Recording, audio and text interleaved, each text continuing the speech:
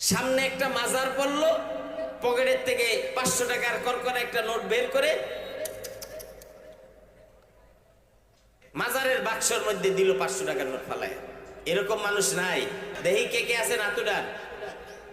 এইরকম মানুষ যদি এই দেশে না থাকতো তাহলে পাগলা মসজিদের বাক্স খুললে আর এইরকম কোটি কোটি টাকা পাওয়া যেত না। এই মসজিদের আশেপাশে দেখেন বহু মানুষ না খেয়ে মরতেছে, কেউ দেখার লোক নাই, কিন্তু মসজিদের বাক্স খুললে কোটি কোটি টাকা পাওয়া যায়। আবেগের চোটে টাকা কোথায় দিতে হয়? টাকা কি জীবিত মানুষের দরকার না মরা মানুষের দরকার? জীবিত মানুষটা হাত পাতলো, তারে ধমক দিলেন, কাজ করে খাইতে বললেন, আর মরা মানুষের সামনে গিয়ে যে টাকাটা ফালাইলেন, এটা কোন কাজে লাগলো? এই জন্য সাহায্য করতে হবে মানুষকে। কারে করতে হবে? মানুষকে সাহায্য করবেন।